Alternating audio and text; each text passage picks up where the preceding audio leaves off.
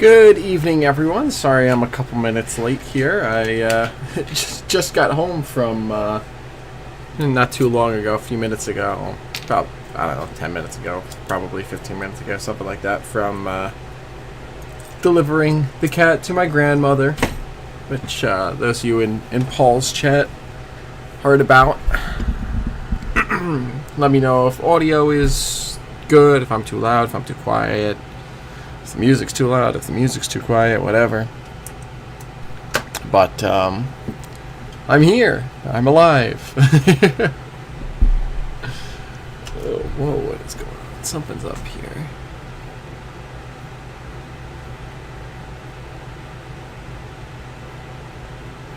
No, we're good. Okay. But yes, I have arrived. How's everyone doing tonight? Hopefully everyone's doing well.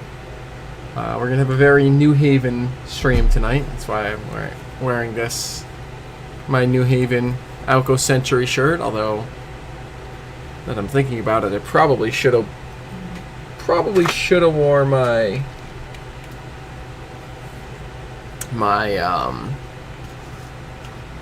DL109 shirt instead of this shirt tonight, because the DL109 on the shirt's wearing one of the paint schemes that we're going to be decaling tonight. But in any case, good to hear Garrett, good to hear Paul, good to hear Scott, Topaz, good to hear you're otherwise doing well, and hope that Garrett or Garrot, or however you say it, hopefully is able to be resolved, the issues you're working with. But yeah, we're going to be doing some decaling tonight. So first of all, I want to show off the locomotives. Well, actually, first, I want to show off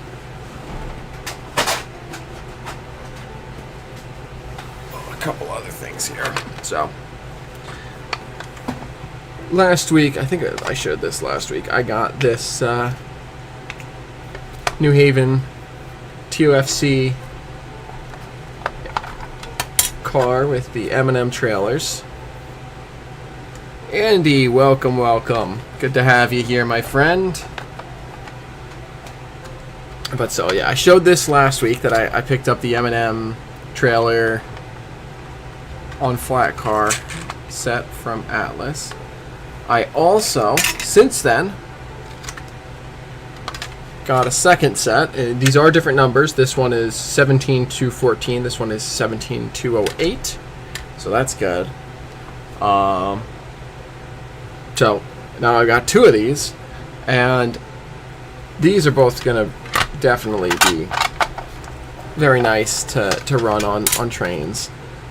And I have a third thing here, which I don't know how well I'm going to be able to get it to run on my trains, but it was still worth picking up just for the trailers that are on it. Doesn't look like the M&Ms you expected.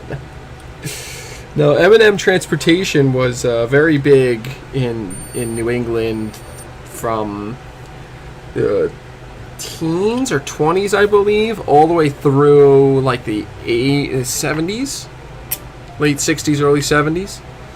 By that point, they were kind of conglomerated into something else that I can't remember. But then I also got this, which is actually really neat, very interesting. So this is a Rapido, not Rapido Trains Canada, but the Revell Rapido line that was manufactured in Germany, which is where this style of coupler gets its name as the Rapido coupler. It's because it was manufactured by this company. But this is a 89-foot TOFC GTTX trailer train TOFC flat with a pair of Sealand trailers on it, which I thought were very neat. So regardless of whether or not I can get, I'll take this out of its little container here. Regardless of whether or not I can get the trucks upgraded and the whatever I can figure out with these, I can take the trailers, there we go, off and use just the trailers if I need. But these Sealand trailers are actually very neat, super interesting trailers. So I figured even if I don't wind up being able to run this GTTX flat,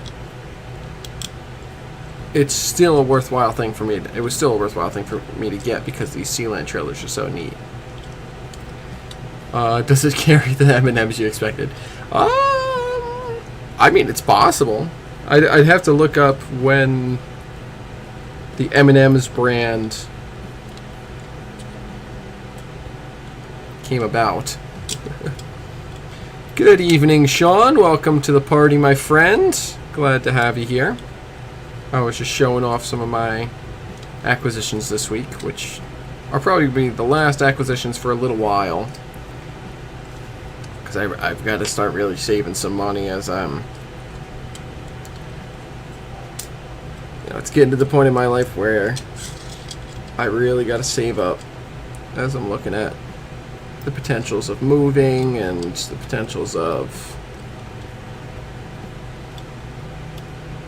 really getting into paying off my student loans and stuff. So it's probably the last new things I get for at least a little bit.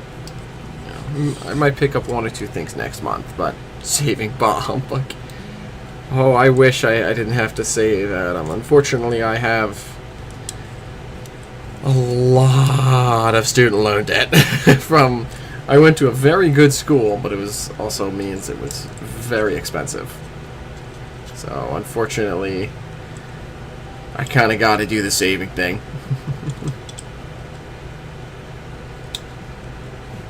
But yeah, so this was a cool thing for me to pick up, and it was pretty cheap. It was about 18 bucks, 20 bucks. I think it was like 22 bucks with shipping.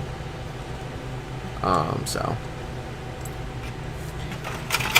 I'm sorry to hear that, Adam. I wish you luck, my friend. I'm in the job hunt as well. I've got a job right now, but it's hourly, part-time, and I would very much like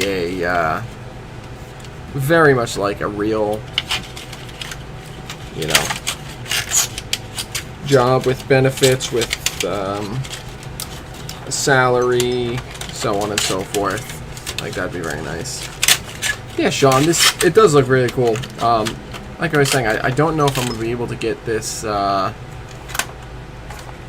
this flat running, but I'll definitely be able to get those trailers and use those. So. Turn that off, put that away. Oh, I'm glad to hear that, Adam. At least, something good.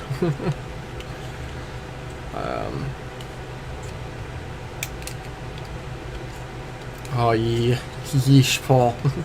Yeah, I have probably at least that long on my loans to pay them back. It's pretty rough, but that's what we that's what it is. It is what it is, All right, where did that go now? Shucks.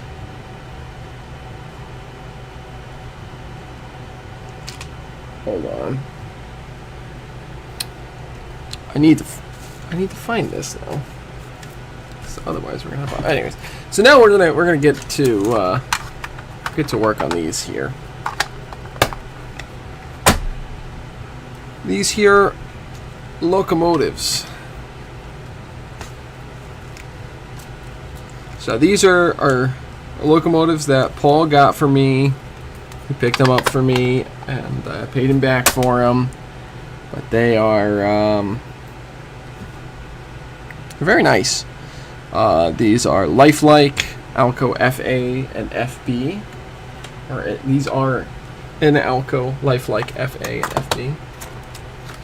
Oh, come on. Tell me I didn't lose that piece.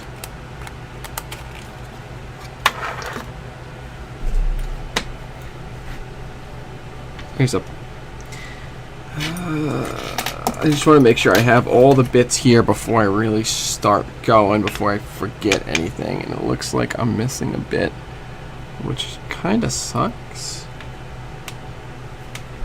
Let's check the ground here real quick. And if not, then I'll just have to find it later. But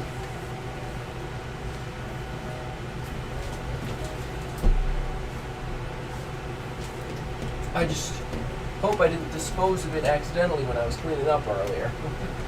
I don't think I would have. But anything is possible.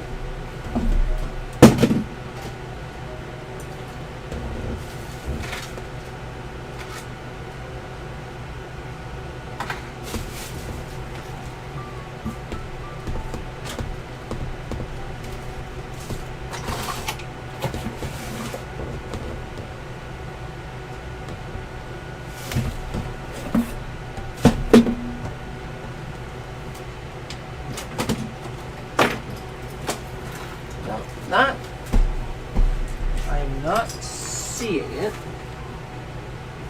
which sucks. Oh wow.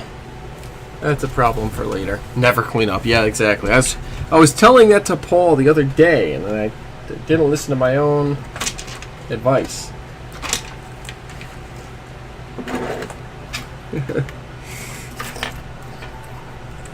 Alright, well, maybe it'll show up as I'm working here. And if not, then, oh well, I always have the other FA that I can take parts from until I get that painted up. But, the old drill bit still hasn't shown up. Oh, man. That's awful. Yeah, this is kind of an important piece to be missing. Well, I suppose right now it's not that important of a piece to be missing. It really is not. Even though I would very much like to have it, it's not a piece that's super vital to the operation of this locomotive. Especially since it would always be leading, because I don't have the other A unit. Basically, the part that I am missing...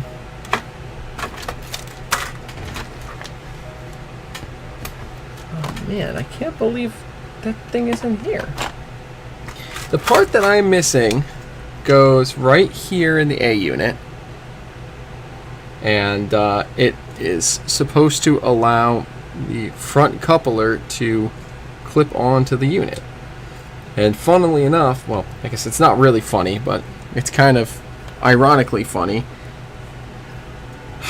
I lost the one for the back of the A unit as well, and I salvaged that from the other A unit and the ABA set that you got me, Paul, for now, until I figure out an alternative.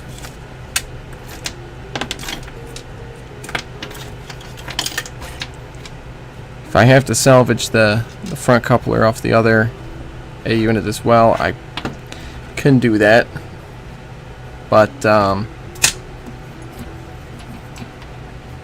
just because I'm not going to be making any progress on that other A unit, at least for a little while. I want to get these two units fully done first, including decoders and all that, so that's going to take a little bit.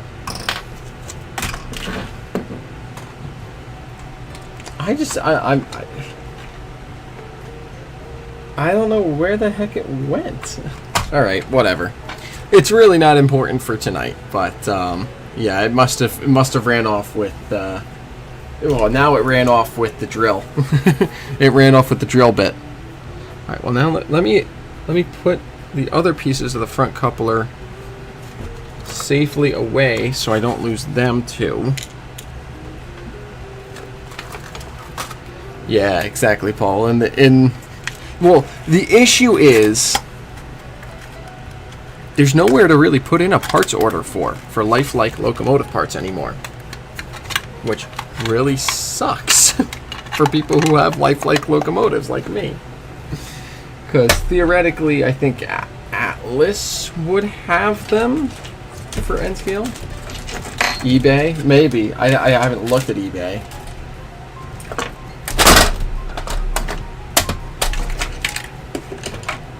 I'm still looking for this damn thing. I know I shouldn't be, but I'm still looking. I might have to dig through the garbage just to make sure it didn't accidentally fall in there later. I just need to forget about it. I really do. I need to push past this. This too shall pass. Alright, I'm doing it. I'm moving on. I am moving on. Anyways. Hi, Ray, by the way. Good to see you, my friend. Oh, man. I know, Garrett. It really... My workbench should stay a cluttered mess. The issue with that is that this is also my, like, general working space for, like, work stuff and other things, and I need... I am Ray, by the way. I kind of need, for my brain to work well, I kind of need a fairly clean workspace. It's the coupler mounting, Paul. It's bad for you. Oh, jeez, yeah. It's like, well, I could theoretically go get the other A unit and take it out and show it, but I don't think it's really that important right now. But it's basically how the front coupler mounts to the shell. Because nicely enough, even though these are, you know, models from I think the late 90s or early 2000s, they did have body mount couplers. They were among the first wave of body mounts that came out. Now, where did that go? Oh, there. I just need to... I'll glue that later. The window popped out of the side of the A unit. Anyways, let's take a look at these units, and then we will... Ooh. Nice, Paul. Hey, Chris! Welcome in, my friend. Good to have you here. Welcome to the stream. Welcome to the channel. You got here just in time for us to start talking the New Haven.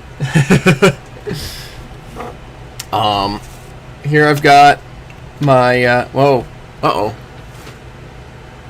My camera seems to have cut out, so let me fix that. I've been fiddling around and now it's not. Alright, let me unplug it and plug it back in.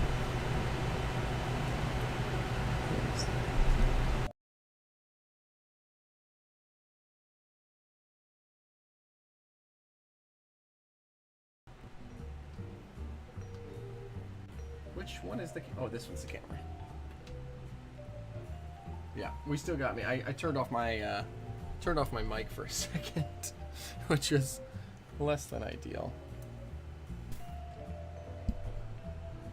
Oh, now it's very loud in my headphones. There we go. Okay. Let me try doing this then. Deactivate. Activate. Oh man, the second I go to start... Hey, we've got it. Okay, good. Good. We're back. We're back, everybody. Everything is okay. Do not worry. The volume dropped. Is it better? Oh, I know why. I need to bump this up. I don't know why that changed. Audio is not back. Is it not back at all, Paul, or is it just quiet?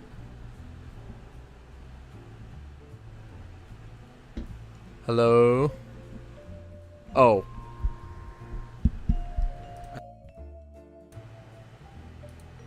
Yes, you got it. You got it, Sean. That's exactly what happened.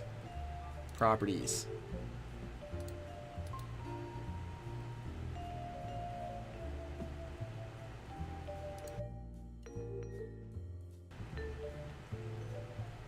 Okay, now it sounds... Okay, let me know if it's... Everyone needs to... From this moment on, I need to see that everyone's volume's good. I see Chris says my volume is good. I'm hoping that means that everything is better. I don't... Oh, man. I don't know if this is Lionel. This is just like a coffee house jazz, like no copyright thing. So I think this is probably just Kevin MacLeod copyright free jazz. But I always love me some good jazz. You think I'm good? Okay, good. You can adjust. Okay. All right. I really should have paid more attention to which wire was going where, but volume's still lower since cam reset, less static. Okay, well, yeah, I love me some good jazz, Chris. But I would love to present at the NHRHTA convention, except I don't know what I would present about right now. My hope is in the next year or so, really get into the weeds on the Poughkeepsie Hospital branch, and then I could present a clinic on the hospital branch and its history. Because, this is better. Okay, good. I'm glad to hear, Garrett. But yeah, I'd love... Why am I opening a new Exacto thing? I'm definitely going to the NHRHTA convention. 100%. I will be going. I'll probably be bringing both of these locomotives. I'll be bringing my RS2 that I painted up and decaled, and is going to... oh,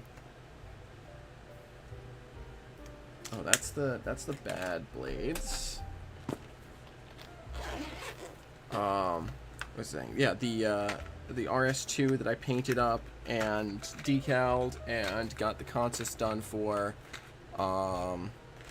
in order to bring to the NERPM. So I'll definitely be bringing that. If I can get some work done on those TUFC cars, I might bring those. I don't know, but if I can learn enough to and get some help enough on it, yeah, I'd love to write a Shoreliner article. But my goal is over the next few years, once I find a real, big boy job and have space for a larger layout. I want my next layout to be the hospital branch, because it is really the perfect model railroad for a small switching line. It's about, it's like 3.5 miles long from where it breaks off the Maybrook to where it meets the water level route. It's got a 4 or 5 track yard, I can't remember off the top of my head, at Smith Street, in order to sort the cars for the local. It's got a busy main line on either side, and it's got like 8 or 9 industries, including one that would get switched every single time, being the hospital. And it's got a lot of really cool buildings to model. So it's like just a perfect model railroad. So I really want to model the hospital branch. So I will, Chris, absolutely. I also want to get to your layout some point this summer, but that's neither here nor there. But yeah, so these models here. So this is my FA and FB. These are lifelike models of the Alco FA and FB1. They are actually very nice models. You've got like, complete pilot detail on the rear pilot and everything. The only thing I don't like about them is these horns are so freaking fragile. I'm definitely going to have to order new horns because these ones are shot. But they're very nicely detailed. I stripped all the Erie paint off that they were bought in. I know, sorry to all the Erie fans out there. I really do enjoy the Erie paint scheme, but I enjoy these much more. So I've got the as-delivered orange and green scheme, and then the other A unit and the B unit are both in the green with gold striping scheme from 50. What year did the 55? I think is when they went on. Yeah, I believe they're Nathan Single chimes. They Atlas definitely sells those. Because I've looked on all their parts stores and stuff, because it's the same mounting system as their FAs. So I'm good on the horns. I can definitely find those. But so we're gonna do one of each, and then eventually the other A unit is gonna be also in the green scheme. And then at some point down the line, I'm definitely going to be doing some. I'm going to be doing at least one McGinnis and at least one Alpert scheme, just so I can have a complete set. Excuse me, but yeah, so we're gonna start with the A unit. I have to figure out what number I'm gonna number these, or the unit here. So let me pull up my. Actually, where did my book go? No, that's my color guide. There it is. I've got my HF Kavanaugh diesel locomotives with the New Haven, which is an excellent reference book for fans of the New Haven in the 50s and on. But let me flip to the resources at the back so I can know what number range, because I can't remember the number range off the top of my head. I'm sure you know, Chris, what the number range of the FAs were, but I don't remember that off the top of my head right now. No, I've gone too far? Too far.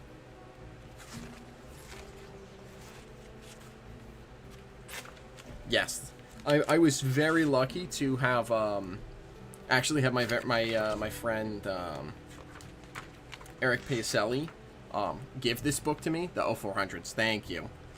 I was very lucky to have my friend Eric Pacelli give this book to me, because he had it, and he's not really a big New Haven guy. He's more in the LHR and the LNNE.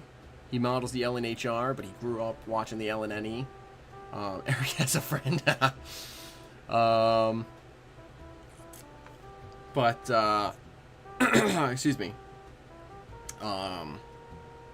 He just had this lying around. He was not looking at it, and so he gave it to me along with a bunch of other number of the books that are up here above me. If you're ever seeing those up in my shelf up there, a bunch of those books came from Eric. But I was very thankful when he gave me this, because these are fantastic. Okay, so the 400 to 429s are the FAs, and the 50 to 64 is Bs. Oh yeah, absolutely, Chris. All right, well, now to, I guess, kind of arbitrarily pick a number out of a hat. What's really great about this book, Chris, one of the things that I realized after like a little while of having it and having the model, I have the Atlas, their most recent release of the RS3s. They ran New Haven 551 as one of the RS3s. The other one was 529, which is the one at the Noggy. But I got the model of the 551, and I didn't notice until after probably 2 weeks of having the model in the book and even having them next to each other that the locomotive on the front of the Kavanaugh book is 551. So I have perfect weathering reference. New Haven FA. Alright, that's just... Eric is absolutely... Eric's a really great guy. Yeah, I have to make sure that that we're all good on that poll. I have the order number picked out. I just have to double check that. I'm pretty sure I double checked that order was fairly certain I double checked that order had the nose bells. But alright, so for the A unit, we're going to go with 0412, just because I have a picture of that pulled up here.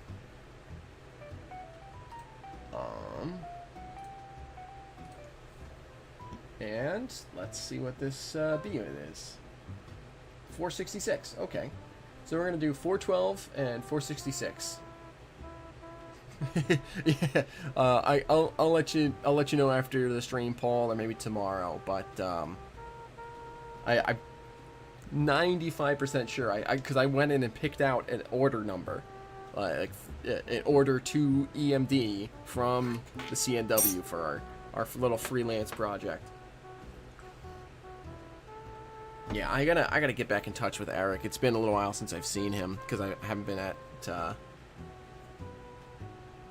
Oh, that's true. Yeah. Well, the decal sheet here has like all it's it's one of these microscale sets that just has all the numbers. So I can kind of pick and choose whatever number I want. It's got, you know, 01, 02, 03, 04, 05, 06, you know, it's got every number down the line. It's not really picked out as individual numbers, so.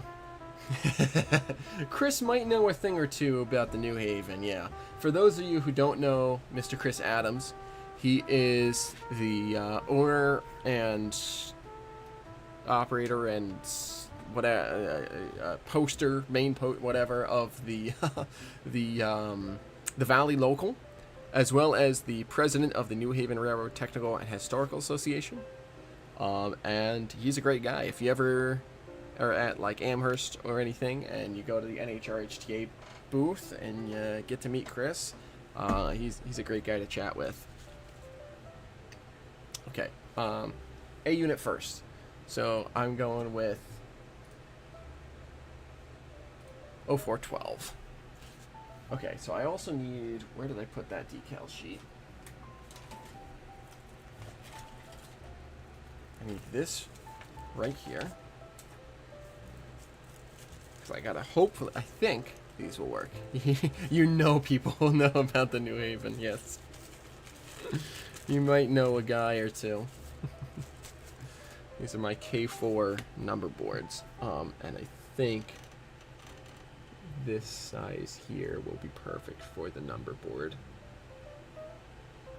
So, cause I gotta make sure to clear off that number board actually before I do any numbering on that. But all right, so let's start with the A unit here. Let's start with carefully getting rid of the numbers on this this 725 off of the number board.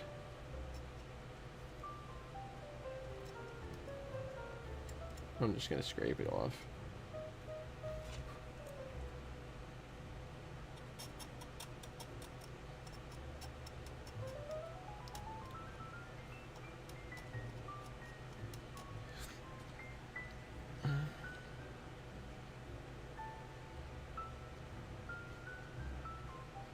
There we go. Alright, oh, I gotta get my water prepped here. I need my little tray of water. Oh, I'm sure that, in fact, I know for a fact that Chris and Ed are familiar with one another. Ed's new layout is really cool. I had the pleasure of running it at Obsolete Drop, and a video up on the channel for anyone who is interested. On Ed O'Connell's, or Ed O'Rourke, too many Eds. Ed O'Rourke's New Haven layout. It's a really neat representation of the city of New Haven and the New Haven Railroad Station. This is not gonna work. I need a nice clean well or something. Oh, you know what? What did I have? I had something here that I was gonna use for water, and now it's gone. No, it's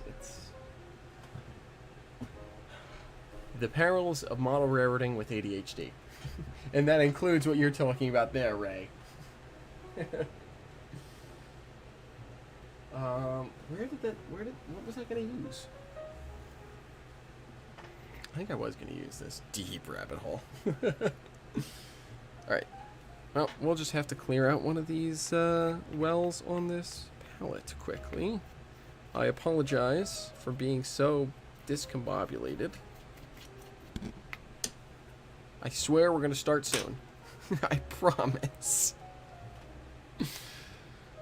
I guess it's a good thing that I don't have the locomotive ready for a decoder yet, because I would not be able to do anything with that.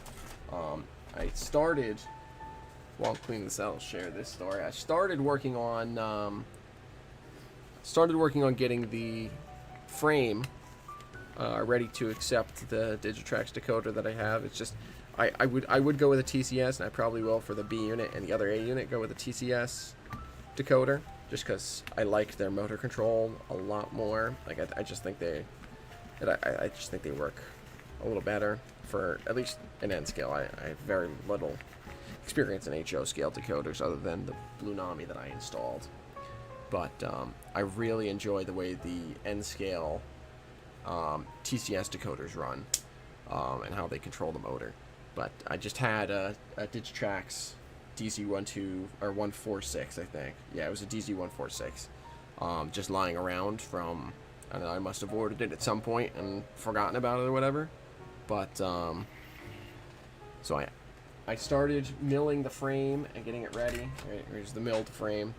Unfortunately, I just didn't mill quite enough space to this side and forward for the decoder, so I need to mill about, I don't know, 1/8 of an inch further forward and 1/16 of an inch further up screen, I guess, technically, for you guys. And then it'll be ready to accept the decoder. So that maybe that'll be next week's stream or whatever, but that's not priority right now. I would not be able to deal with that tonight, even if it was ready, just because I'm all sorts of discombobulated. Okay. Let me take out the guide sheet here so I can be certain that I know what I'm doing when I'm applying these decals. Yeah, the Digitrax N-scale decoders are not bad at all. They're very nice, but I personally find the TCS ones just have a little bit better motor control. Oh, I've done it before, Chris. I've done it on a few locomotives. Actually, funnily enough, I've done it only on New Haven locomotives so far. I did it on a Alco PA from Concor, and I did it on a DL109 from Concor.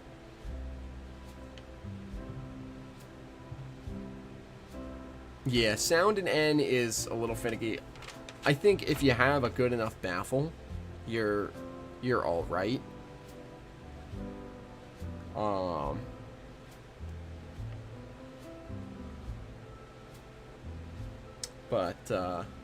Yeah, I most of my installs have been non-sound. Some point I'm going to, if you're feeling brave enough, you should send some. Hey, you know what? Maybe, Paul. I might. Okay. So, numbers first. Oh my gosh, the ADHD. Oh man, I really think the New Haven would be finicky yet.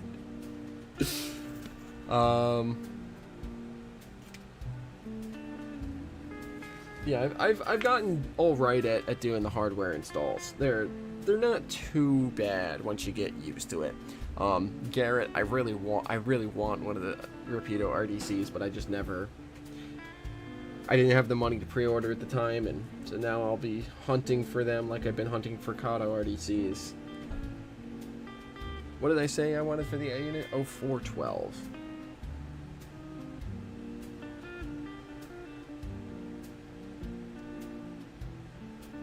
'04. And we'll start with that. Of course, the numbers are backwards on this sheet. Otherwise, it would be perfect. I have 1204 instead of 0412.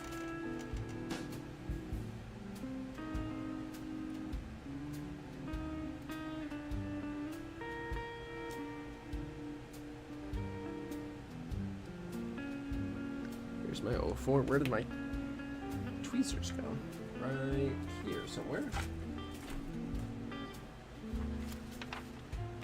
There they are, hiding under the reference sheet. Yeah, that is true, Paul, and I very much appreciate that. That $50 RDC, that was like the best price that I've ever seen. Unfortunately, it's an RDC4, which the New Haven only had a few of, and I can't find any reference other than one photo of only one photo of a wrecked RDC4 painted for the New Haven.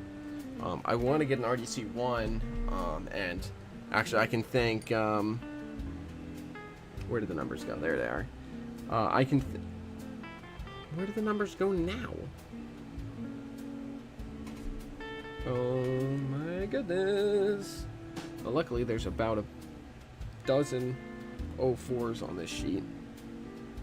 Where the hell did that number just go? Alright, well, I guess I'm cutting out another one. Oh, there it is. I got it. I can thank Andy for pointing this out to me. Ooh, I might be, Garrett, if it's at a decent price.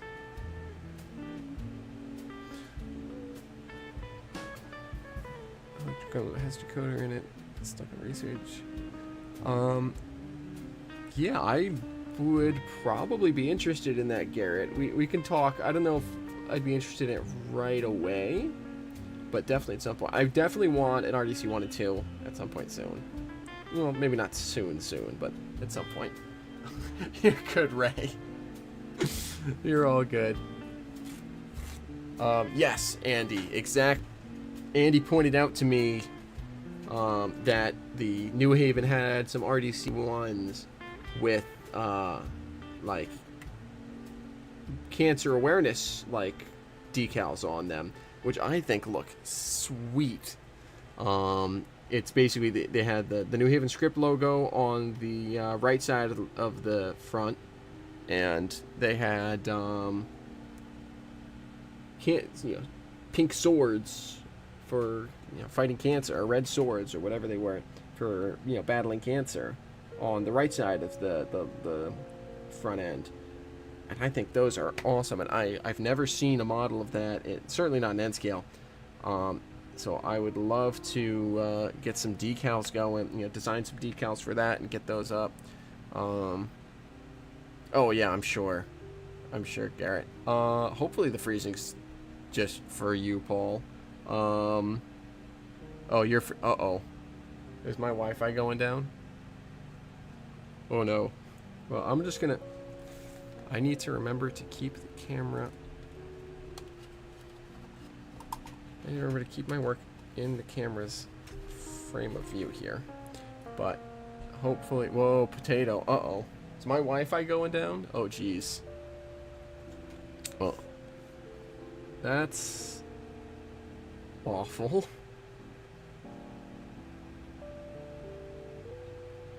If the stream is going down, oh no. Oh no. I don't know what the hell. I don't know how to fix. I don't know if I can fix that. Hopefully it just comes back. I'm really hoping. But that would probably be my Wi-Fi. But I'm okay now. Okay, that's good to hear. That's very good to hear. Eesh. Keeps buffering randomly. What the heck? I don't know why that would be, because the Wi-Fi seems to be fine on my end. Better now. Okay, good.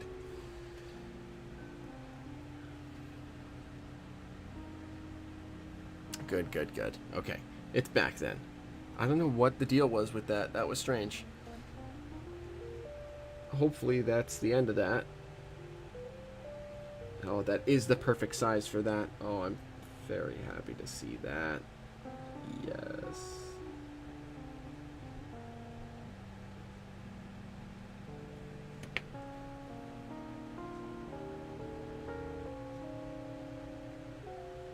Clean that up. Ew, Wi-Fi. Better now. Okay, good. Thank you. Now, please, overlords of the Wi-Fi, wherever you may be out there in the universe, just don't screw me over tonight, man. Okay, 1, 2.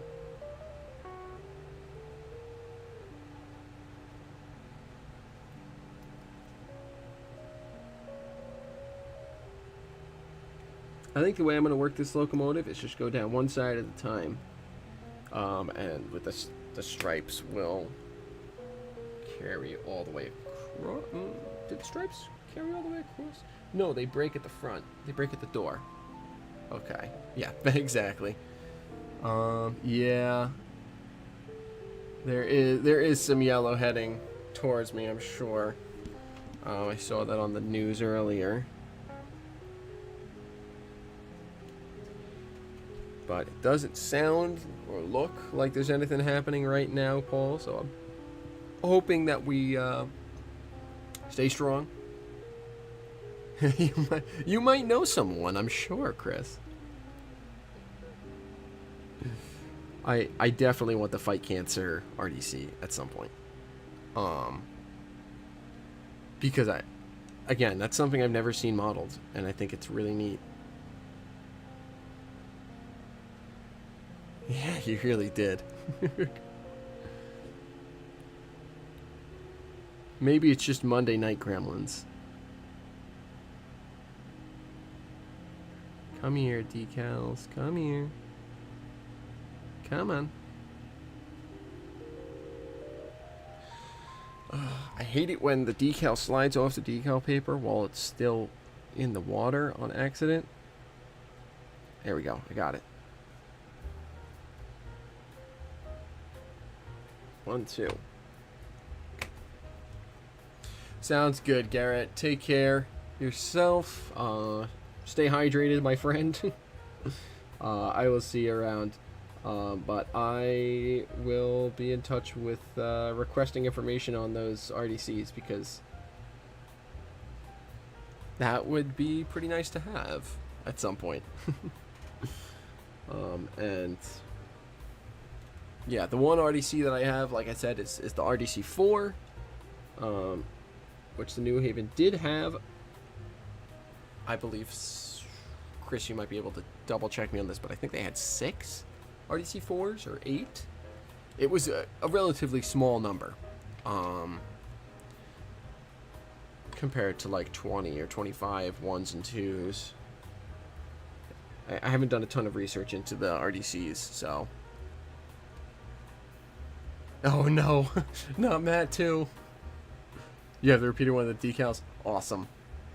Ooh, yeah. I mean, hey, let me know, Chris, if you want information. I'm the one who I really upgraded Paul's live stream setup through helping him out, and I've been in charge of a couple of charity live streams with the Model Train People community. So I guess I'm just kind of the live stream guy. I got the Rail Brothers started on a couple live streams, so I'd be more than happy to help you out and help you get set up for a live stream if you want. There we go. Now we got. Oh man, this is gonna be real rough, isn't it? These are not gonna want to focus because this camera kind of sucks. Speaking of upgrading, I really need to get in touch with Paul and figure out what his. You're gonna get Paul to remind me of what your camera is. Because your camera works much better than this one. But we got the numbers in there. You can't see them, but I promise you 0412 is in that number board. I swear.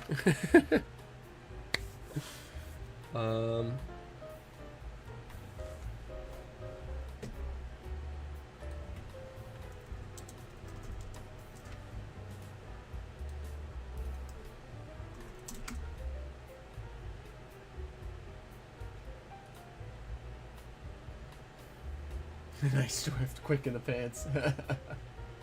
So, what I'm confused about, this has nothing to do with what I'm working on here or anything, but the microscale decals always come with a a little reference sheet.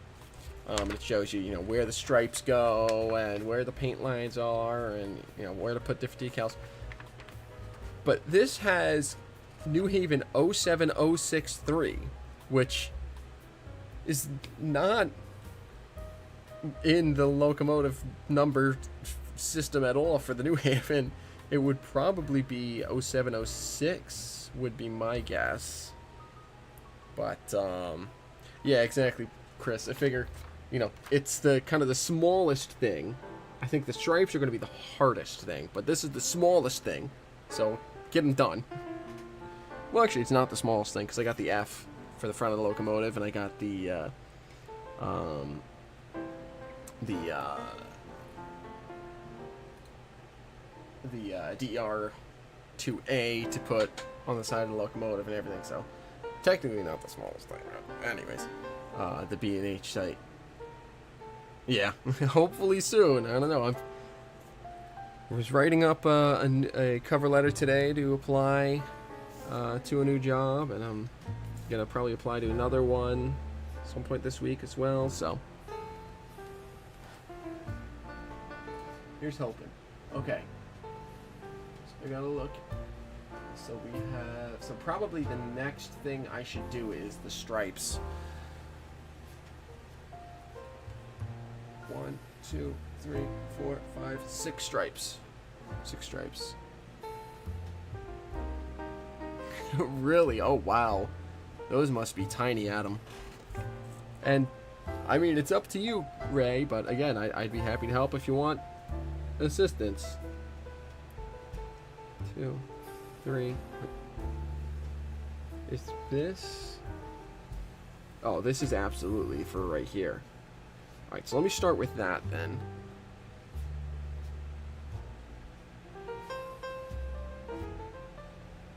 Wait, how the heck does this decal work?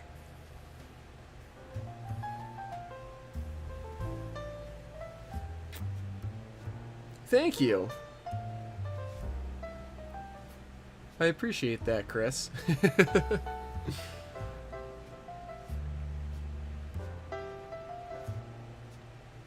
It's, you know, it's, I think, my favorite scheme, although I do really like the black with the white stripes and the big, Saucony red NH on the side of the C425s and the U25Bs. I'm actually going to be doing some -7s and N scale in that paint scheme because my history kind of prolongs the New Haven out into the early 80s. So I figure one last order of locomotives with the -7s would make sense, seeing as they bought the U25s.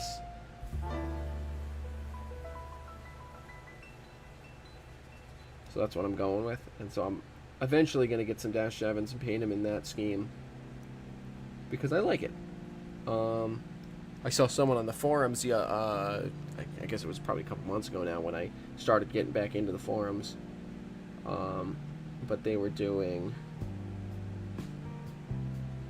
I think it was a 425 in the balloon scheme, and I thought that was neat because I was planning on doing kind of the opposite with my future projected New Haven. Okay, so... Oh, I see. Okay, so this is for one locomotive. Wow. Well, that is without kind of manhandling decals. Alright. Well, I guess I'll do this first, and then that'll help me align everything else. And then we'll also see... We'll see how things go from here, and then we'll see if my cojones are up to it, Chris.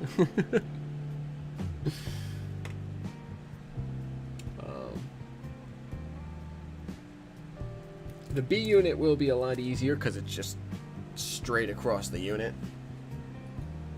Oops, I need to close that tab. I meant to go to it so I can reference. But yeah, the pinstripes around the cab here are what really worry me. If I can't get these right, I only get one shot at these because I only have one of these decals for each side of the locomotive. So if I screw this up, this project is going on pause until I can get another decal set, or until I can kind of scratch my way through. And of course I grabbed the one for this side. Didn't I? Wait. I did not grab the one for that side. I grabbed the one for this side. Okay, good. And I'm hoping that I got the green paint line in the right spot, because if not, it's about to become very obvious. The electric freight continuing, that would be really cool, and I would absolutely, like, dive deeper into that, except that's not really the part of the railroad that I'm super interested in modeling. It's a super interesting part of the railroad, don't get me wrong. I love the New Haven electrified zone, but, like, especially in N scale, that's just not really super reasonable, because that involves a lot, that would involve a lot of scratch building and kit bashing and so on. So far, I'm doing it with the naked eye ray. I do have my, oh, I put it over here. I do have, I put it under the book. I do have my magnifier here for when I I do wind up needing it, which I might actually for positioning this decal. This thing is kind of actually, yeah, I'm just gonna go with it. But typically I do most of my decal work just naked eye, just because I have good enough eyes to do that for now. My eyes have not deteriorated yet. We've broken the... Oh, shoot. Okay. I need something else to hold it, and I just need to...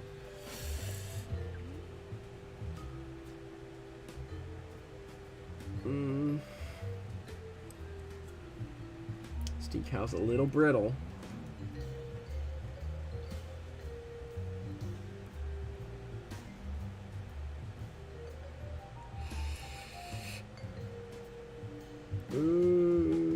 Don't break. Get more water on there. Come on, slide.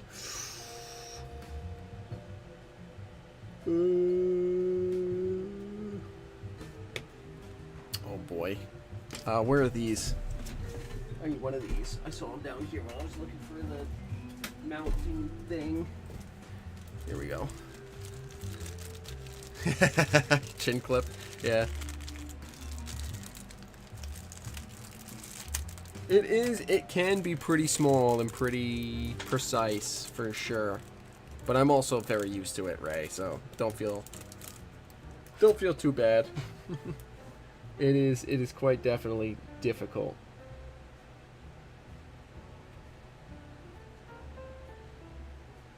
Get lots of water on there so it slides nice and easy.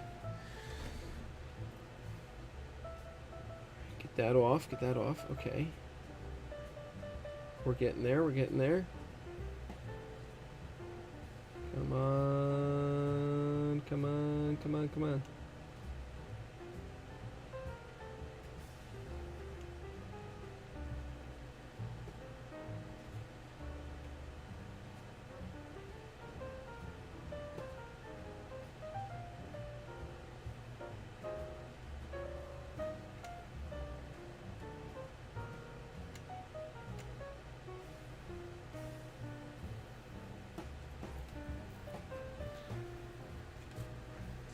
Where did that go? Where did that reference go?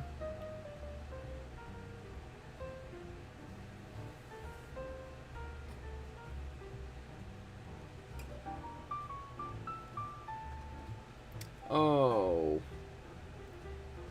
I don't even need this decal.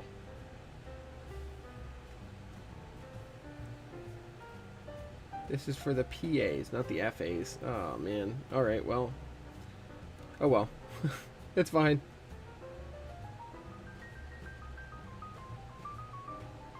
I can repurpose.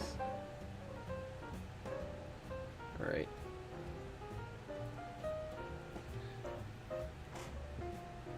Yeah, the FA just kinda... Okay, well, at least I know now. Alright, so this decal can go away. That does make my life a bit easier because I don't have to position this whole freaking thing.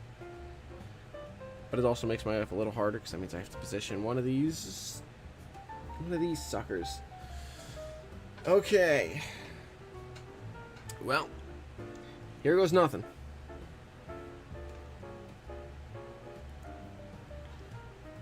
How am I gonna do this?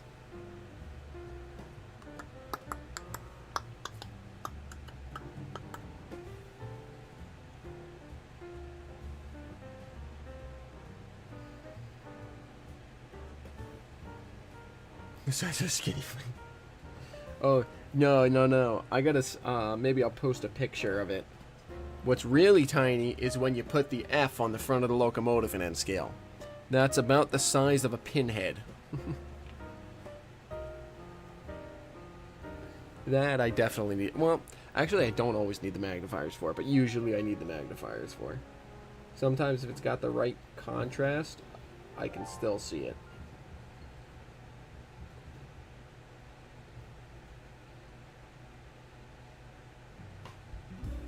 Come on, X-Acto, work with me.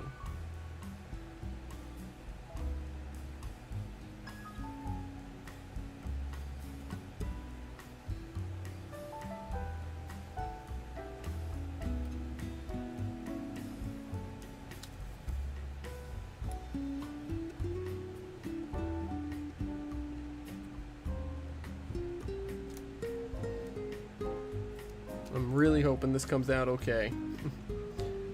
At least it was a flat surface, yeah. Yeah, I cannot imagine what the... Actually, I can imagine. I've done doors. What am I saying? Well, I can't imagine what must have been like for someone who's not used to it, I guess. That's what I'm saying. But yeah, decals can get real finicky. Real finicky when they get that small. So you gotta get real careful. Alright, here we go. Big, long, ugly decal time.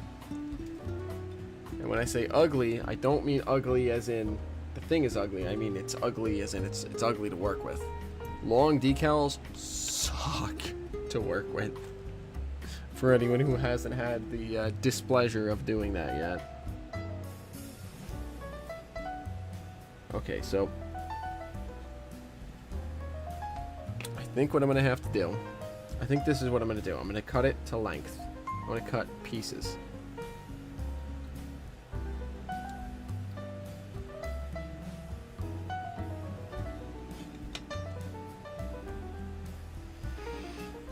I'm going to cut pieces off and do it a little bit at a time. Oh my gosh, I could not, Andy.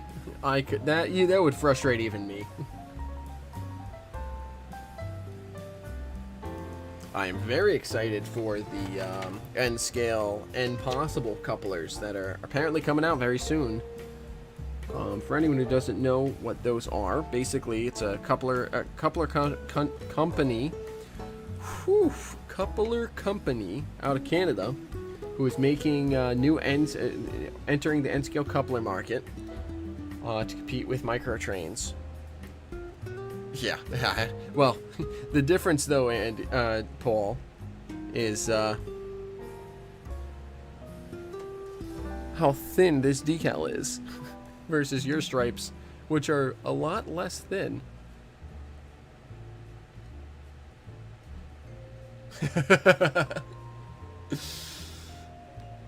Nice, Chris.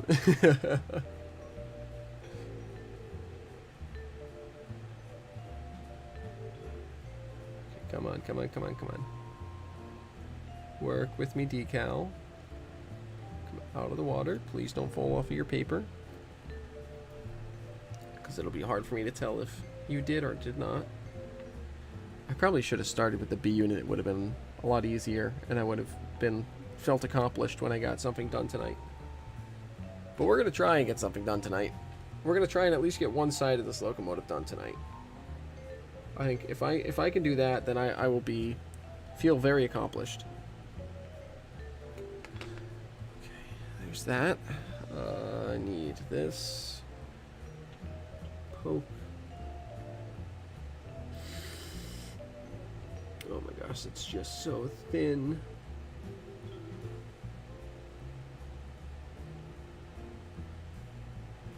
Okay, we got it on the model. It's off the paper, 100% now. The hardest part about this is going to be keeping the decals straight across the entire length of the model. Like, it would almost, not quite, but it's pretty close to being like worth just painting these stripes, but they're just so thin that it's really not possible. It just requires a lot of patience. And I'll get this done.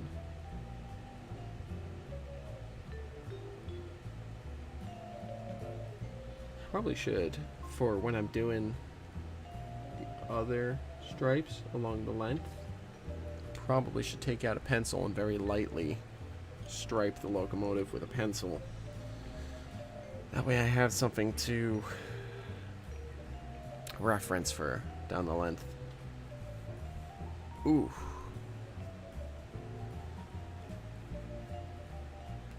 Drink some water, because it's pretty warm in this room. I probably should too, Ray. I probably should get an optovisor of some description as well.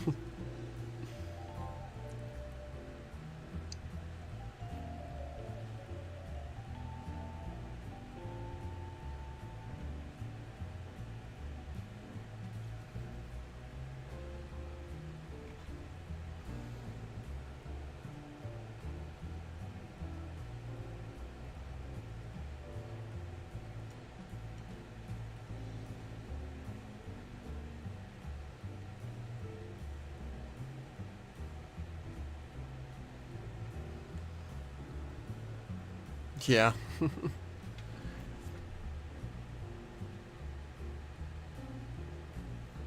Yeah. Positioning things so you can see the model and have light and have the magnifier, it can really be a pita.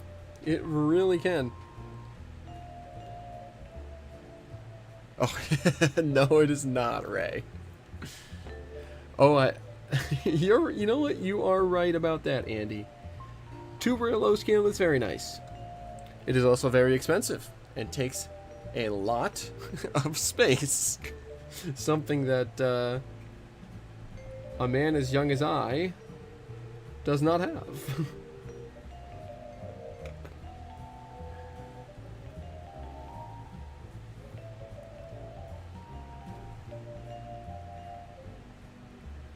Oh, really? Yeah, I would probably one of the tool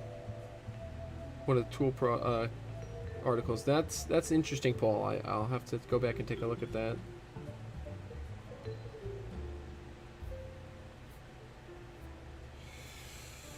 Okay, so here is the moment of truth.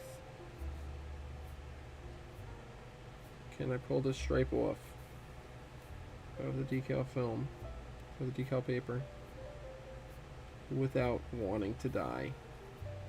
Okay, well the stripe is off the decal. Stripe is out of the decal. Paul. Yeah, the NRA mag can be a little. Thanks, Chris. It's always great to hang out and chat with you. I gotta reach out to you on Facebook and I gotta get out to your layout, man. It's been on my list of things to do for a while now, and I'm hoping that this summer we can make it happen. But see you next time. Have a good night, my friend. Boy, I'm breaking this decal all over the place. I gotta be so careful. Oh no, I have to get it around this hatch. Shoot.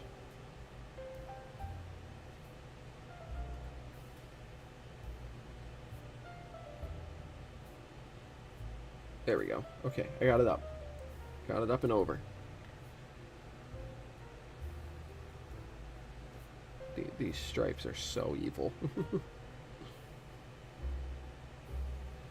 If I can get even one of these stripes to be perfectly straight, that will be a miracle from the Lord above himself.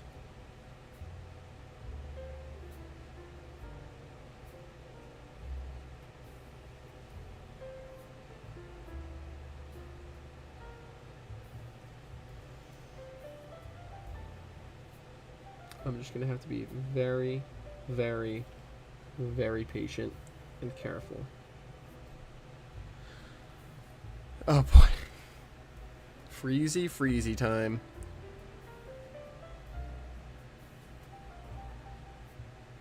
Rick has the right idea.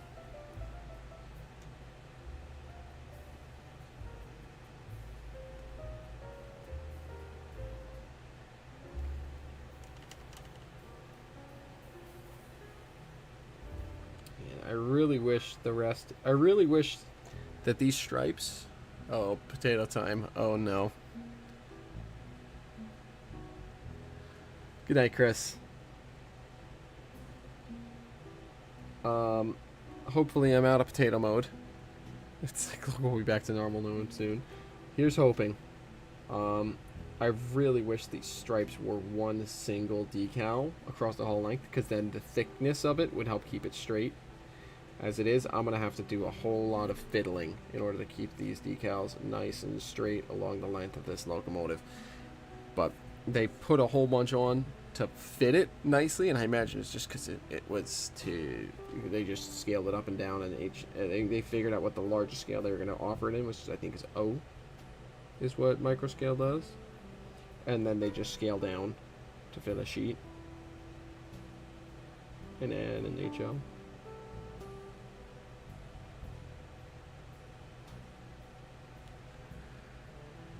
Back to normal. Okay, good. It would be cool to see. You know what, Paul? All right. Thank you for the heads up.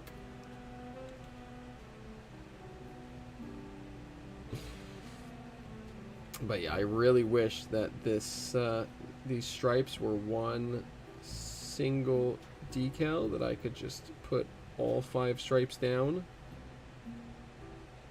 and be done, instead of having to do them one by one by one.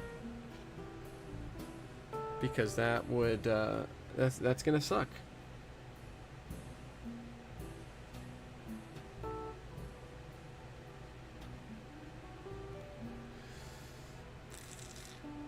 So we have 1. We're gonna need 1, 2, 1, 2. Okay, so I need to cut these panels to thirds with these stripes, which is going to be interesting to say the least. But I think I might just have the patience enough to do it.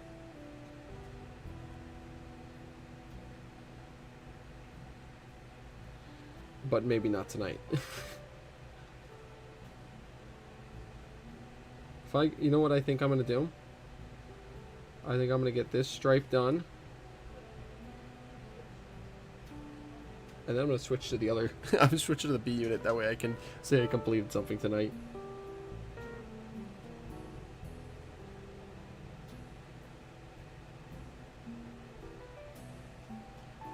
Because the B unit stripes are a lot less of a pain in the rear.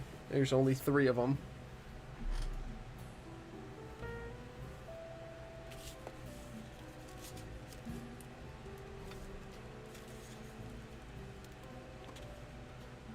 And they're thicker as well.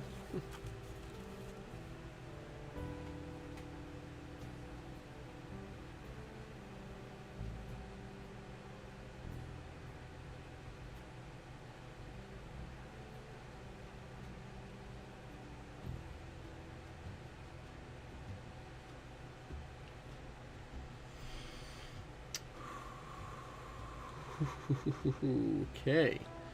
We're getting there, though. We are, in fact, getting there. I'm going to put just a touch of microsole down here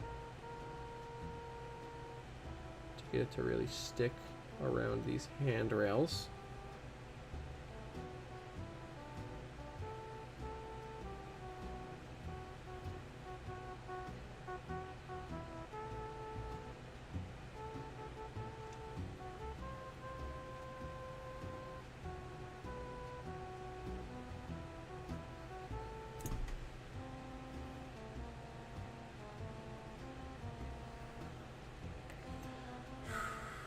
Good evening, Scott. Have a good night. Glad you were here, man. You too, Andy. Always a pleasure to have both of you guys here. Rest well. We'll see you around. Have a good night.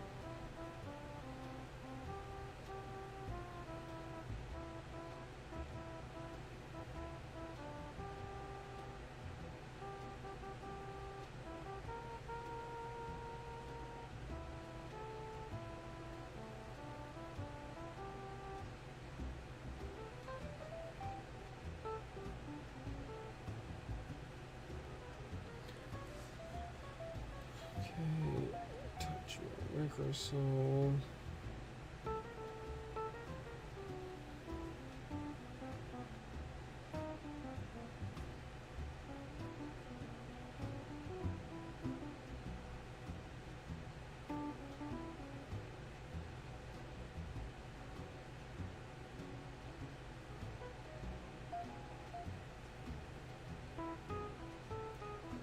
Holy crap! We've almost got one whole stream, or one whole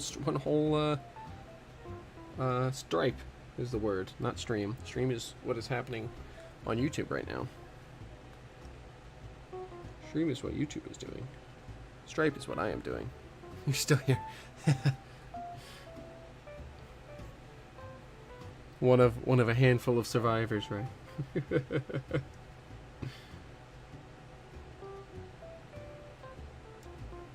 Surviving the technical difficulties, the struggles of what I'm doing and the struggles of it being almost 11 at night. Here until the end. Oh boy, Paul, you might be here for a while. No. Leave no modeler behind. So now here is the tricky part.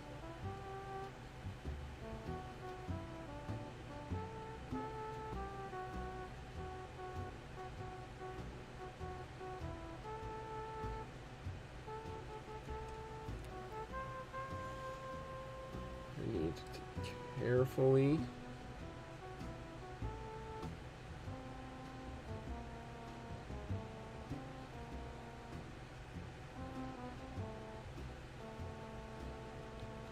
bend the stripe up and around the nose.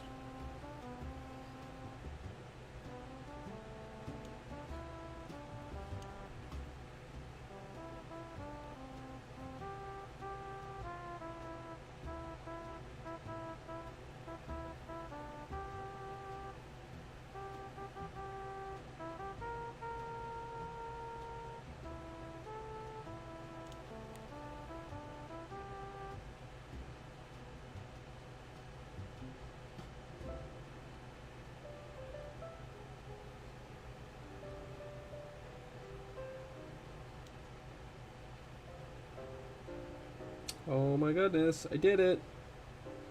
I don't know if I'm even going to be able to show it on stream, because this line is so fine.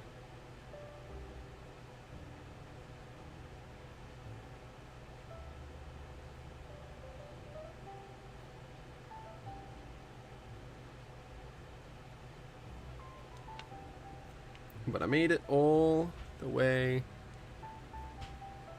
Alright, let me see if I can adjust the light here. Get you to see it at all. Really turn it down.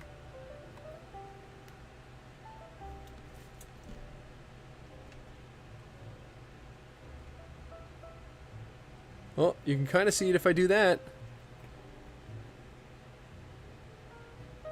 Right between the orange and the green. In fact, you might be able to see it easiest around the nose.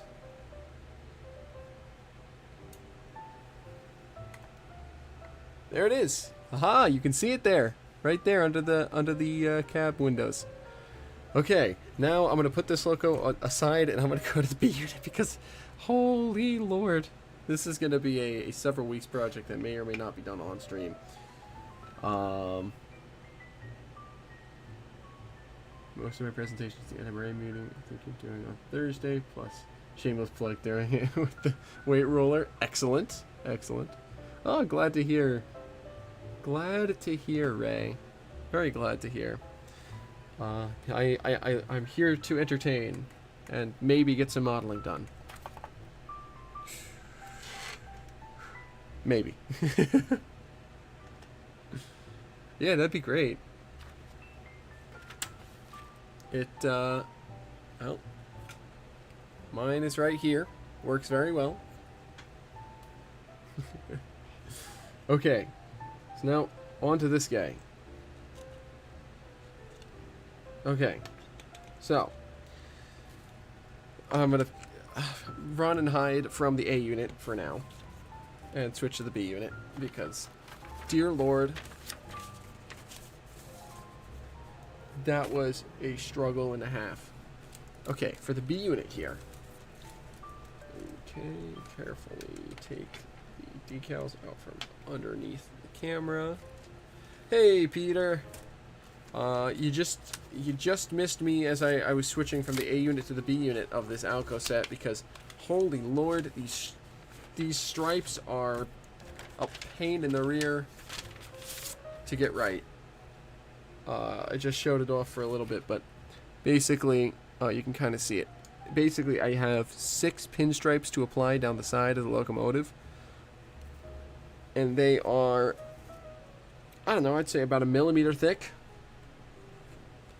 All these here are those stripes, which you can barely see with the decal paper on the back, but So I'm running and hiding from that for tonight. I'm gonna do that maybe off stream over the course of several days, but we're gonna switch to the B unit now because the B unit is ostensibly a lot easier to do. Let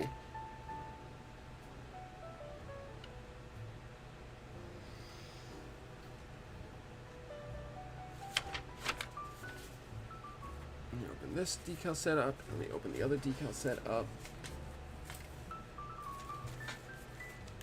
Yeah, I want to do some writing too. I'm currently working slowly on a very similar article to what Ed did for the Lakeshores division newsletter, but I'm doing it for my own Hunter Valley division of my ops extravaganza to Syracuse and to Long Island.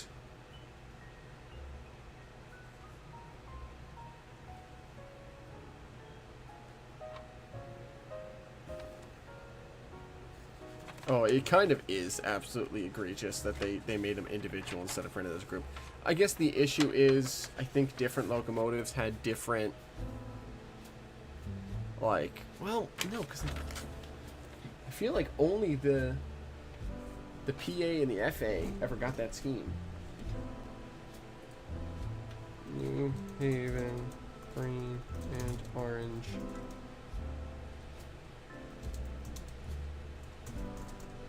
Good. No, cab unit. Because I feel like the PA and the FA are the only ones that got that scheme. I feel like, oh, maybe the DL109s got that scheme. Did they? Did the DL109s get that scheme? I thought they might have just got the green. Oh no, they did get that scheme. So okay, so that would have been a different height. Okay. But still, it would have been so easy to like have a separate set for the DL109 or something, or cut it out or whatever. But we probably eventually will get there, Paul. You and I have like 3 projects that we're working on, and like several projects both in the background, and we're busy guys. We are busy guys, but we should eventually get around to that. But yeah, so I'm working on writing up an article for the Hudson Valley Division about my ops extravaganza from Syracuse, well actually Half Moon, Syracuse, Long Island, Manhattan, or the four locations that I did ops in over the course of 11 days at 9 separate layouts. So I don't think I made quite as many as Ed, because I think Ed had 10 layouts, and I think it was fewer days, but still, pretty good. Okay, so I need, where did that reference sheet just go? Here it is.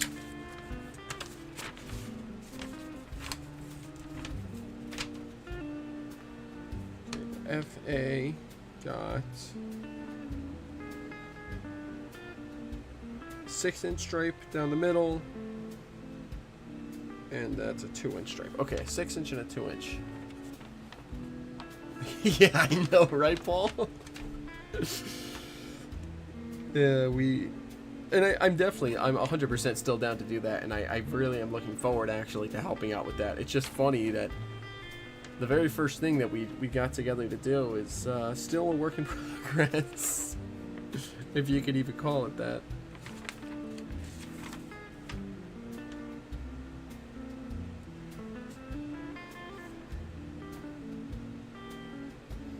Oh man, there's so much information on this sheet. Yeah, okay, I don't need to worry about that. I just need to worry about this, which is 3-inch stripe along the bottom, 6-inch stripe centered on the central strip of rivets. Ooh. That's very possible, Paul. We could almost definitely work something out. And a 2-inch stripe.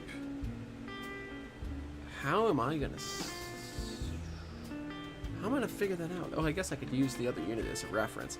So basically with the B unit here, we're gonna have a 3-inch gold stripe along the very bottom of the unit here. We're gonna have a 6-inch gold stripe centered on this rivet line down the center of the locomotive, and then there's supposed to be a 2-inch gold stripe that is centered on the number board of the A unit straight across. So I might have to do a little bit of... Actually, it doesn't look like it could be centered on the... How does that work? Hold on.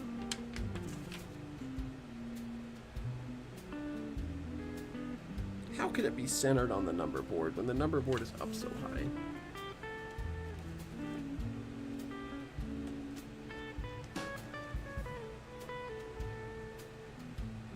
Oh, the number board's not up so high. I'm just misaligned.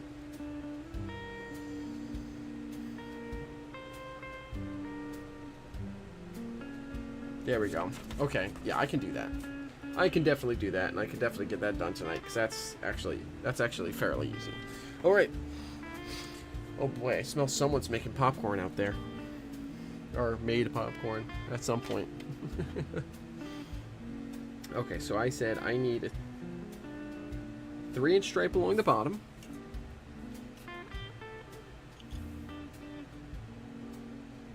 Also, what number did I say I was doing? 4, 5, 4. Shush. Shush. No, that's an FB2. So actually, that's not. I can't do 466. Dang it. I'm glad that I thought to look at that.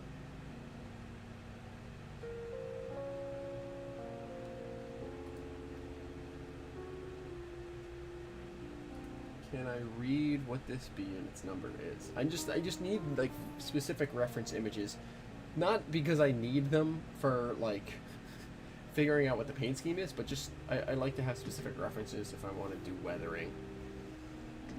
This one is definitely a FB1. Expand. I can't read it. Man, I'm really upset. Let me do Let's try just search FB1.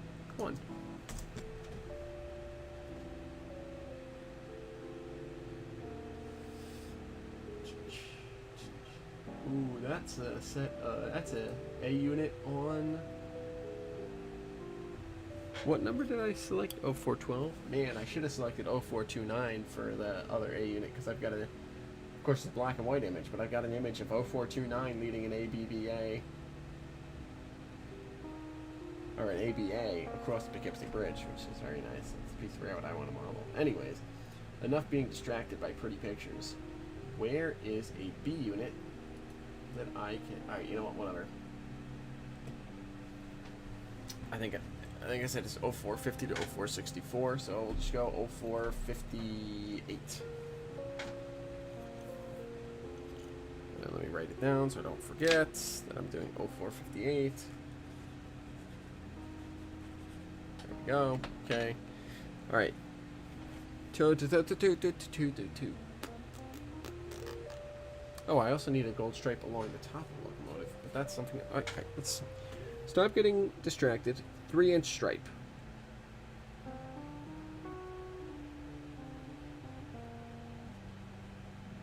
I think my music's about to end as well, which kind of stinks.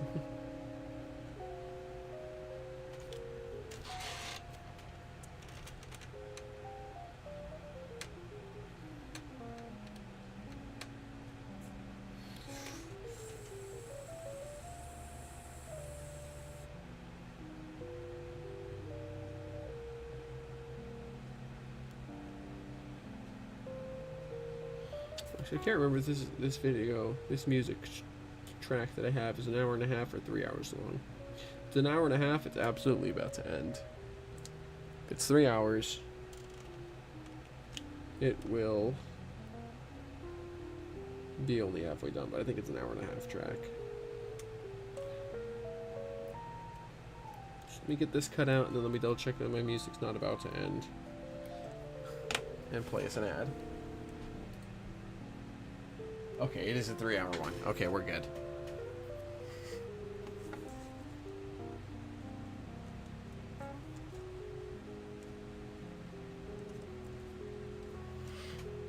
I need a little bit more cut through on this.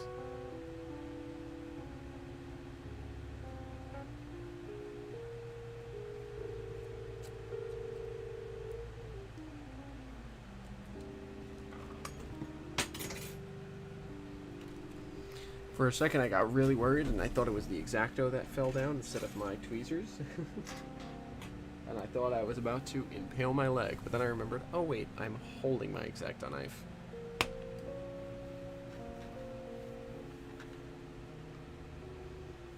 Okay.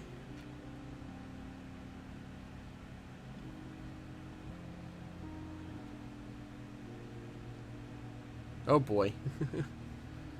Well, you know, these things happen, right? So if that happened, then I imagine you didn't get much action around around the yard. At least not as much as you otherwise would have. You might maybe some flat switching, maybe some trains pulling through, but I would imagine that stopped things up pretty well as far as actual, you know, classification goes. Using a ruler? Yeah. I should be using a straight edge ruler. I really should. I don't know why I'm not. Maybe brave is less the correct word, and not thinking is more the correct word. Okay, so this one goes along the bottom. So let's stretch it out.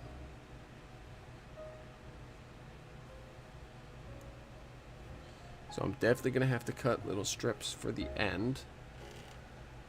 But yeah, X-Actos can be very scary.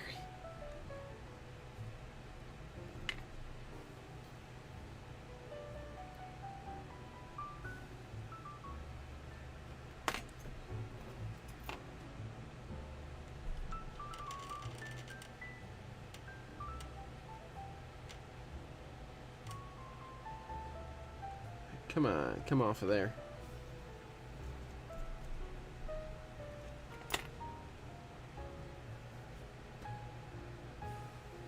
Oh, don't do that. Don't break the decal. Damn it.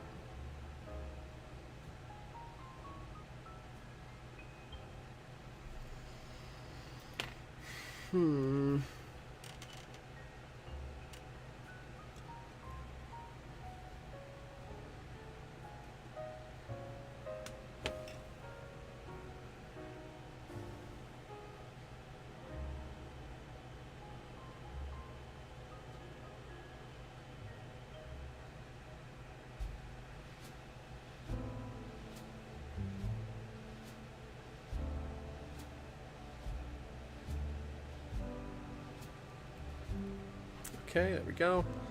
We've got it moving. Just carefully come under. No. Come here. Come here, you little decal.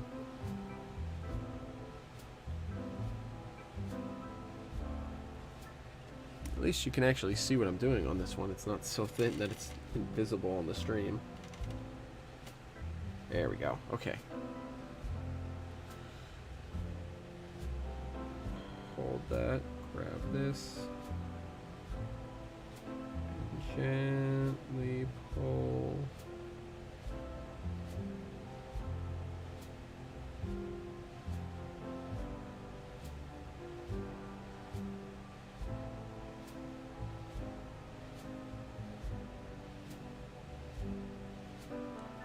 There we go. Okay. Step one is complete. We got the decal off of the paper. Now, we just need to get it positioned right.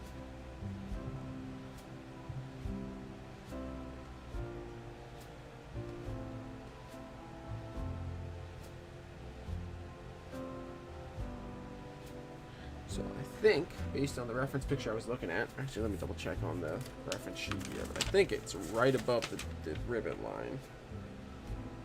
Maybe it's right on the rivet line. I think it's actually right on the rivet line, so it means we're going to need a good, fair chunk of microsol to get it really settled on top of those rivets. I did like your 60, dude. He did a great job with that. That thing looks phenomenal. I loved that. I mean, that image that he had of the weathered rear truck. Oh my gosh, that's like so inspiring to me. You know, it makes me want to increase my truck weathering skills.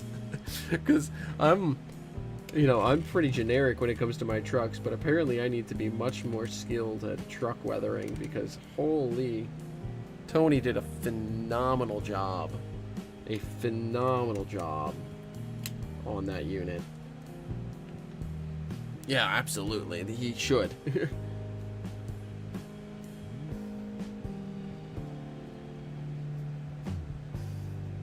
Yeah, Tony absolutely nailed that 60E. Oh, shoot. No, don't do that. No, don't get stuck to my fingers. Don't do that.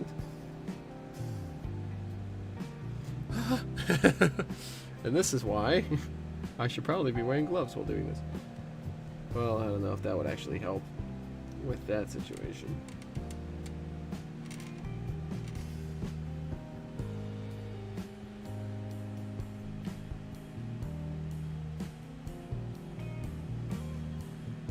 But I still probably should be wearing gloves. Am I going to wear gloves? No.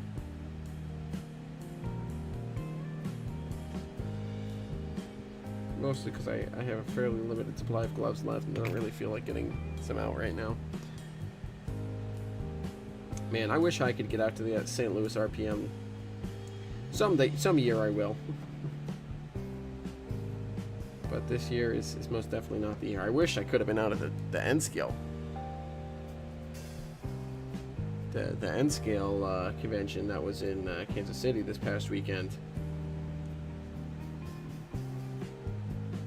I remember, Ray, I think that was the first time I actually introduced myself to you, because I know we crossed paths last year at Ops Till You Drop.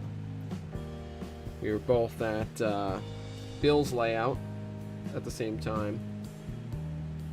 Because I remember I was in, I don't remember the name of the town.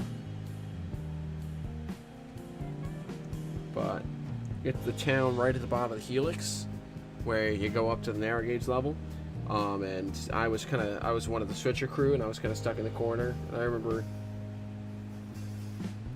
kind of letting you know signal indications down at that corner there. But I think the N-Scale convention last year was the first time I actually really introduced myself to you, Ray.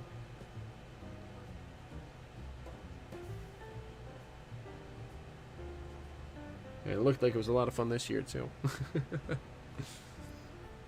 But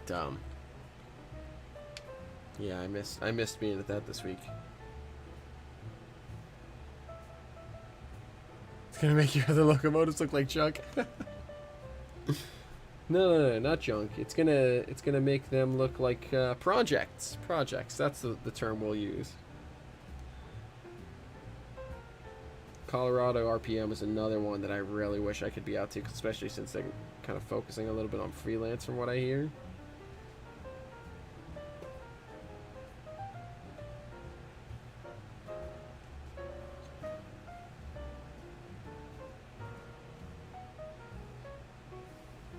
I assume Colorado, because I know Adam's out that direction.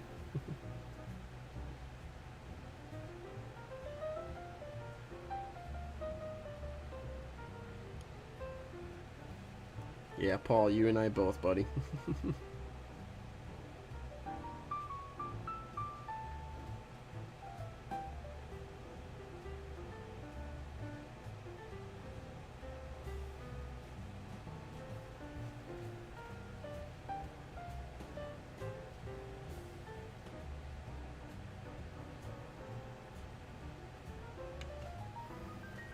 Colorado with Michelle Kambama. Yep. We're gonna go to Central Ohio if they paid you.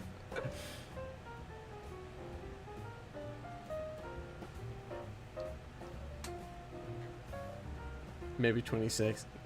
Not, yeah. Exactly, Paul. The NER convention being that same weekend, you know. That kind of makes up my mind.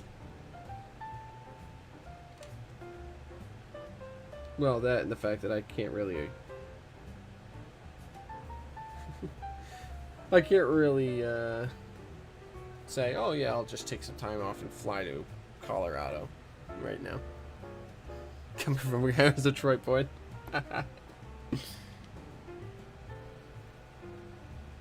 Okay, so we've got one stripe all the way across.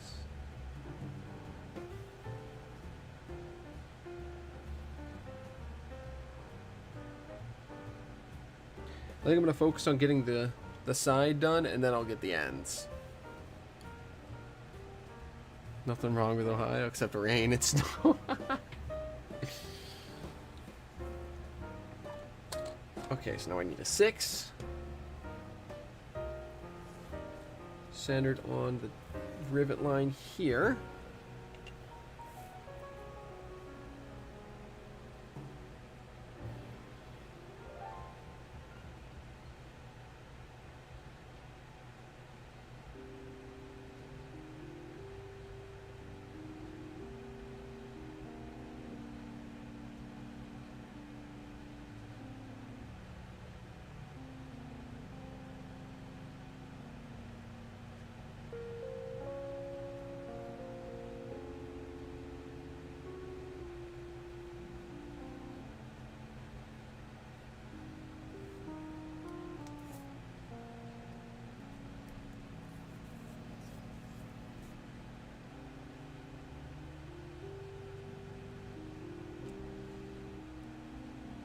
I've got family who are living out in Ohio right now.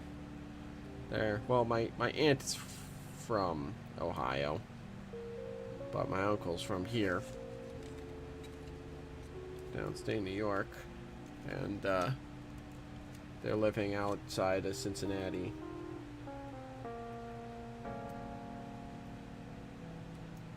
Or Cleveland. Cleveland. I don't remember. The one that's on the lake. Because they live on Lake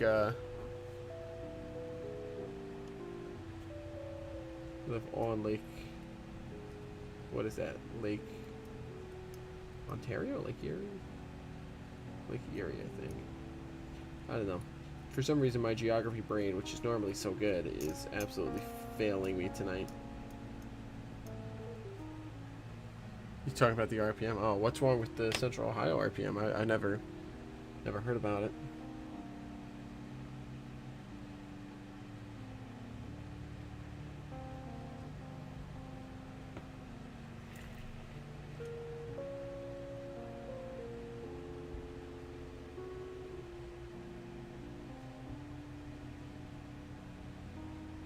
Erie, that's the one. Thank you, Paul. Brain was not braining.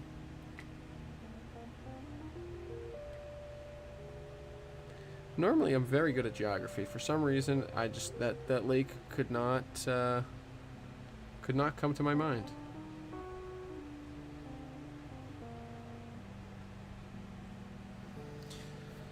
The worst of the Great Lakes.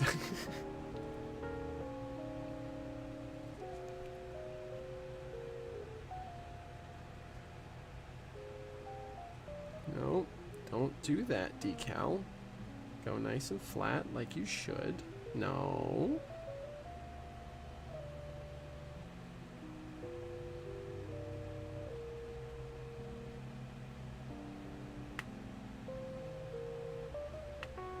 Alright, let me just do this.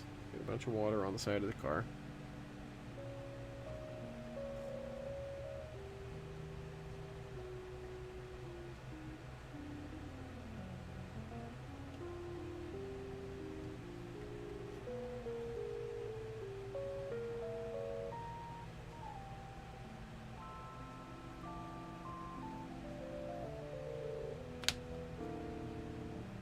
Huh.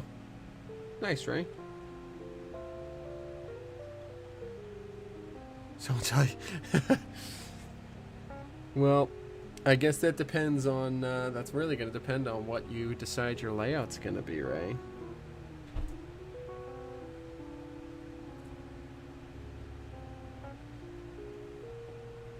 Exactly, Paul. Someday I think I'm gonna get an AC44. Uh-oh. 8-bit mode again. Let the potato commence.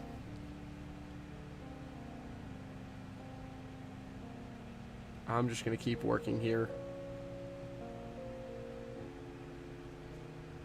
I'm just gonna work away and pretend like I'm not in potato mode, and hopefully that will... I'll manifest that into the truth.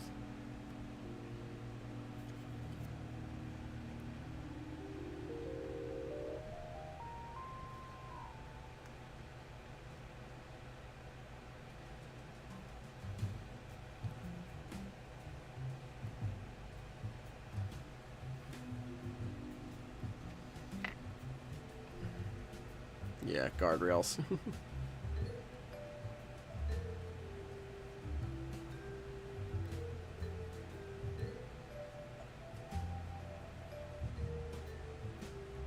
Just sick this in the guardrail, you think it is.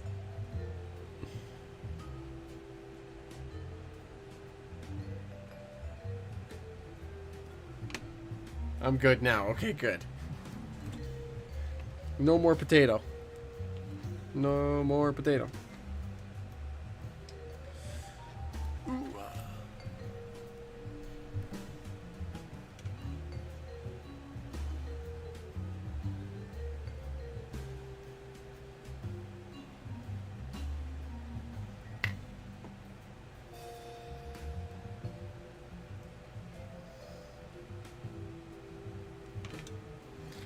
Yeah, guardrails. The guardrails, unfortunately for me, guardrails did not help me with the most recent scale trains. Well, technically the second most recent scale trains and scale announcement.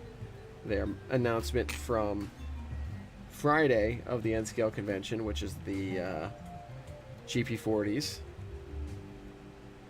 Technically, the guardrails do prevent me from getting them. They prevented me from getting their Jeep 30s last year. But man, those Penn Central ones. Oh, those Penn Central ones. They got me. I got one pre-ordered. My finger slipped right onto the pre-order button for, I think I picked 43. What number did I pick? 4038 or something, I think. So another little tweak will be occurring to my my roster, which is unfortunately gonna get rid of a little bit of the interest of some of my roster. Originally, the Jeep 40s were gonna come from the Rock Island. In my timeline, they decided the UP decided to sell off some of the Jeep 40s from the Rock Island.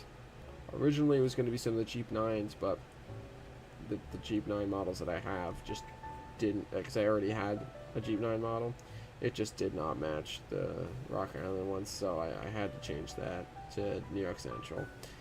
And it's looking like we're going to change another to New York Central as well, but that's okay, because it honestly probably makes it a little more realistic, because it is local. But yeah, so I'll have a Scale Trains Jeep 40 coming to me in April of next year. I am both happy and sad to to announce. But I'm looking forward to those, and I'm really looking forward to the end possible couplers. I think I started talking about those earlier, and then I got super distracted, as I tend to do. But they are basically scale coupler heads in N scale that function like microtrans couplers, but do not have the slinky action and do not and are scale size. And they're also interchangeable with other couplers, theoretically. Don Head, who was at the N scale convention, said he's not gonna bother with the N possible just because he has so much already converted to microtrains.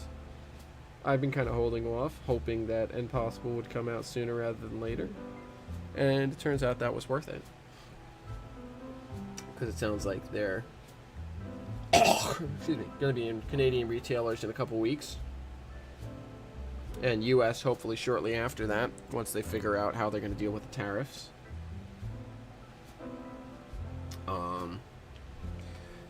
But Don got a couple sets of demo couplers that they were giving out free samples basically at the convention, and since he said he's not going to bother working with them just because he has too much, he's sending at least one set to me. It's between Keno and him if I'm going to get one set or two sets. But the set contains one set for truckers and one set for body mount couplers. So I'll have some testing to do and some video to make reviewing these brand new couplers in N-scale, which I'm really hoping live up to the hype and live up to what I think they are, because if they work as well as they seem like they work and look as good as they seem like they look, they're gonna be, I think, become the new standard in N-scale. As good as microtrains couplers are, if these are even 50% as reliable as microtrains couplers and they look as good as they are, they're gonna, I have a feeling they're gonna become the new standard, at least for high quality modeling. That's absolutely what I'm gonna go with from now on. Once they come out, that's gonna be what I'm gonna be going with from now on when it comes to anything that's going to go to be NMRA judged. Any piece of rolling stock that's going to get judged is going to get N possibles because they're scale. The fact that they're scale is huge, because in N scale, a lot of modelers have gone to Z-scale couplers, Z-scale microtrains couplers, because they're closer to scale. But yeah, don't worry, Adam. I'll get a video once. I told Don to take his time to get himself settled back into home, but once he is settled in, if he could pass them along to me, I would really appreciate it. And I will be absolutely making a video reviewing those and showing them off. So if you're interested, 8-bit. But hopefully you can hear me a little bit. Oh, a few seconds. Okay, good. Hopefully the next, hopefully within a couple now. Show. Is it back? Hello? Hello, world? I think I got it back.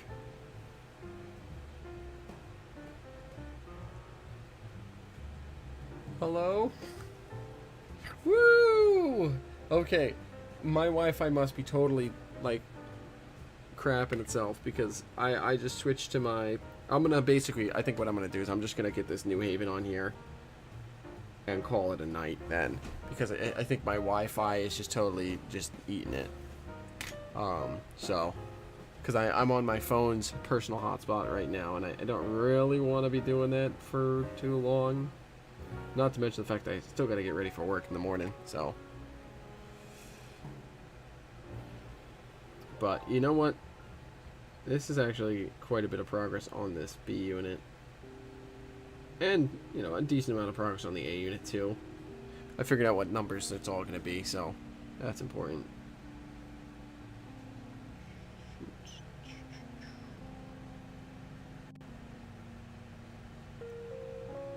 we're going to get this decal settled in, and then we're going to wrap it up.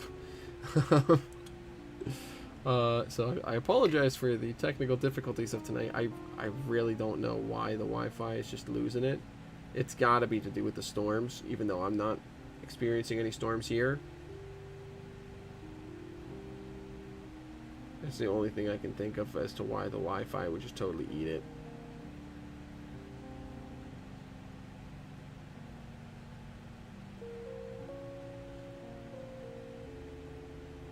Let's get this settled on.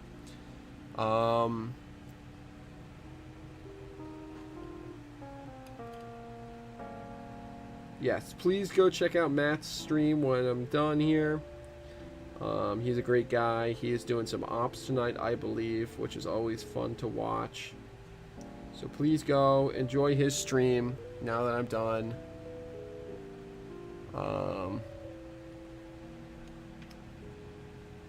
Again, I apologize for the technical faults of this stream, and I apologize for the general hectic nature of tonight's stream. But there is half of the B unit done. I need the stripe right here and the stripe above the vents, and then this side will be done, and then I can do the other side and keep around. I think I'm not going to wait until next week to keep working on these units, but I'll show off my progress and maybe continue working on it next week. And if nothing else, I'll wait till get to the decoder into the A unit until next week. So at least there'll be that.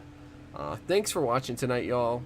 I hope you enjoyed whatever this was. Be sure to check out Matt, like Paul said in the link there. I know that's probably what I'll do, is I'll hop over there to watch while I'm getting ready for bed and getting ready for work in the morning. But I hope you all enjoyed tonight. I hope it wasn't too unwatchable, which I don't think it was.